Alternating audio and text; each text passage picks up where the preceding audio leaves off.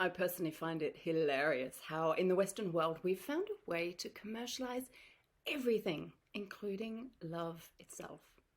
Valentine's Day is this day that we have chosen to declare our love to our beloveds. We celebrate relationships and we spend a lot of money on flowers, chocolates, gifts, and declare our love. But when we look at the origins of this holiday and the celebration that it originally was, it's really interesting. So let's dive into that into this video. If we're meeting for the first time, hi, I'm Higginson. I'm a speaker and mentor for awakening hearts and conscious creatives. So if that sounds like you, hit subscribe so you don't miss out on any of the content that I share around here. And let's dive in. It's really interesting to notice that throughout Western civilization, as the Roman Empire and Christianity grew across the world, in order to be more accepted and palatable to the different tribes that they came across, they used pagan holidays and found a way to somewhat Christianize them.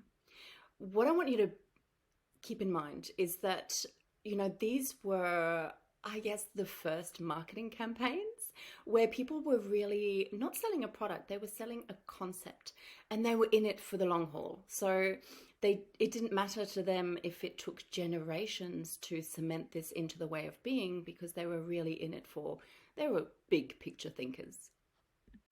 The origins of the celebration we now call Valentine's Day was a pagan festival called Galinalia.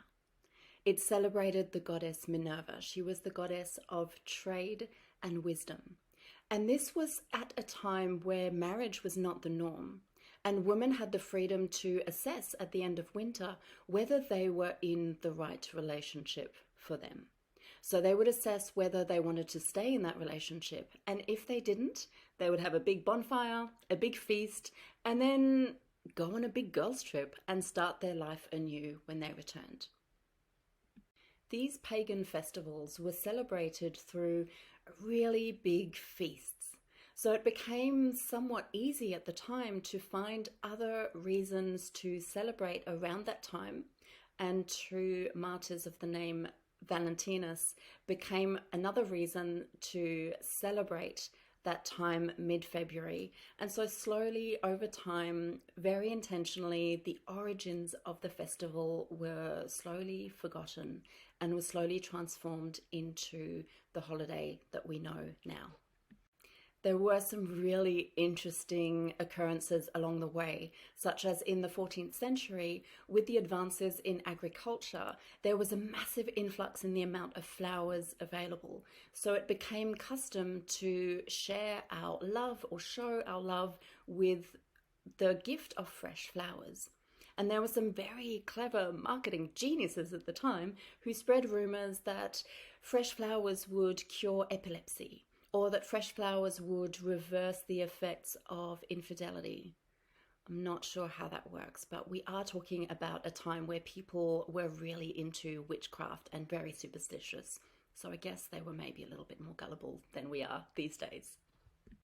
The bottom line is that over time, and I'm talking over centuries, we forgot the true origins of this celebration. But you know what? We can always take that back and recreate this celebration into what we want it to mean for us. See, for me, Valentine's Day is my brother's birthday. So it's not really a celebration of only romantic love. It's a celebration of all the people that I love and why they mean so much to me. So I invite you to spend this Valentine's Day thinking about how you want to be loved, how you deserve to be loved, and being very clear on communicating that to the people around you.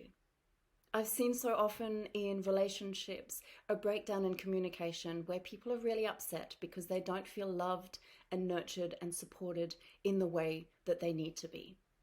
But the truth of it is often we don't take the time to communicate to our loved ones what we expect of them. So they're doing their best in their own way.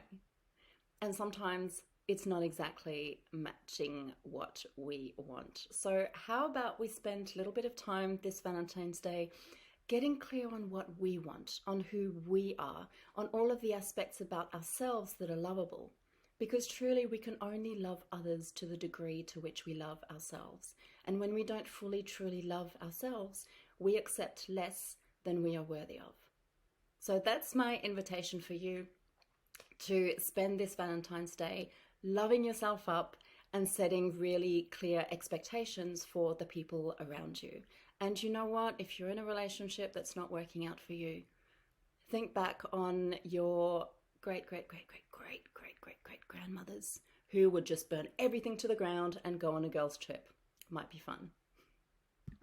In our popular culture, we've been conditioned as little girls to wait for somebody else to go first. We wait for the proposal. We wait for the prince to save us.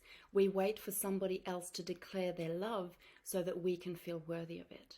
But I really think it's time to change that story, don't you? I think it's time for us to discover what we actually truly desire from a relationship and start to become the person who seeks that out and creates that in their own life. So if that inspires you, but you're wondering how to get started, I have some free resources to help you, some journaling prompts and a beautiful meditation to take you into your inner world, to get clarity on what you truly desire and how to tap into the confidence to start creating that in your own life. If that sounds like something that would support you, go and check out the links below. My greatest intention for you is to help you fall back in love with yourself. Thank you for watching. If you like this video, please like, share with a friend, and I look forward to seeing you in the next one.